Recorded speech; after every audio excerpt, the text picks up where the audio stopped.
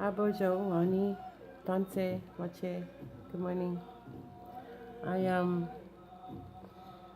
I did my morning prayers, made some coffee, and my feet are already sore.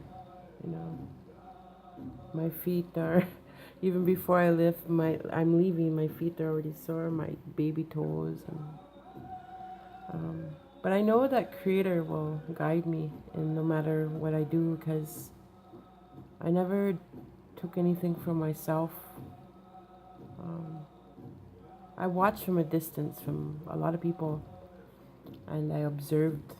I've just been busy observing all this stuff, and it's really different because I watch how people do things, and I watch their body language, and I watch what they don't say, and it's all with their body. And I think when you've been abused as much as I have, you learn about people and their ways, and that's not a negative thing. I mean, that's just how I've adjusted to this life, um, and I respect that in me. I respect that I'm a true warrior. I'm a true survivor.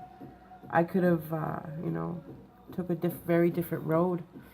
I could have been out there, you know, injecting all kinds of drugs and having to work the corners, and I don't disrespect my sisters that have to, feel that they have to. I don't disrespect them, but I know that Creator has a purpose. you know when I went to the pool the other day, I ran into one of my coworkers at Poundmakers, and she's also a teacher. She's teaching now, and she was with a young woman, and I was telling her about my walk. And this young woman, um, I observed her, and she took some time, and she must have took about 2 minutes. We were in the water, we were in the whirlpool, and she took 2 minutes to pray, and I know she was praying for me, and it felt so good because knowing that how we reach the young people, and she said that she will think of me, and so I'm going to be starting a blog and other things, other means of media. Um, you know, I really respect the fact that young people are just beautiful. Since I've been out in Edmonton, I don't think I've ever seen an ugly person. Like, I just see beautiful people everywhere I go, and I remember my dad one time. He tells me, you know, sometimes when you don't like somebody, he'd say, there's got to be something good about that person. Look at their shoes. So it's almost like there's always good in somebody, no matter who it is. And I made a video yesterday defining our roles and responsibilities, and as women, and how we take care of the husband's children. And I have to commend my husband's wife now, and because she stood up to the plate, and she helped take care of my kids, and my grandchildren. But it's not all wine and roses, because there was a lot of backstabbing, and a lot of, like, wow, abuse. And for her to have to uphold all that, I would not ever put up with what she did. There's no way. I mean, I have a lot of respect for Jackie, that she did. And sometimes though, the one that's being abused becomes sicker than the one that's doing the abusing.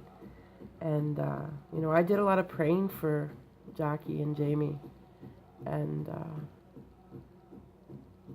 and it's never easy, because it's the children that suffer, and her children suffered on account of you know um,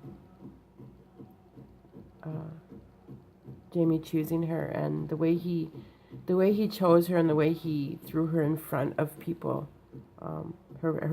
his parents and me. It was very wrong, and he was very disrespectful in many ways, and he needs to know that this has nothing to do with him.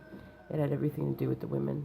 And I commend her. I have a lot of respect for you, Jackie. Um, you stood up to the plate and, you helped. And I thank you for that. Um, and I don't know still to this day how you put up with all that, because there's no way I would have, like, I don't know. Just no way. I remember one time when I was really hurting because Jamie was running around on me, and I thought that if we broke up and he would have got help, and I went to go see the old people all the time, right? And I went and seen Uncle Dan one time. Uncle Dan, he says, "Do you really want your man back?" He goes, "I can help you." And I was like, "How can you help me?" He goes, "Well," he says, my granddaughter was having problems with her man, and he was roughing her up." He says, so he said she got a 60-pounder, and she got him real drunk, and she beat the shit right out of him with a shovel. He said, I'm like, so I thought about it, and I thought, no, it's okay, Uncle. And I know those old people really believe in like staying together forever, and you know, his heart was in the right place. Because I really loved Uncle Dan, because I spent a lot of time with him. I used to go just talk to him. Sometimes he wouldn't say nothing. We'd just sit there, And Donna, Auntie Donna, I just love her. She believed so much in me. Like she, she'd always call, "Come here, my baby." Like she knew I wasn't. I didn't come from a safe place. I was always. I always remind myself as a street kid. Always, I was hustling really young. I was a little hustler way from way back. So I was always being put down and shunned. So she had the ability to see things in people and just love them unconditionally. I really thank her for that. And I miss her at times. I think of her because she was so loving and so kind. I come from good roots, and I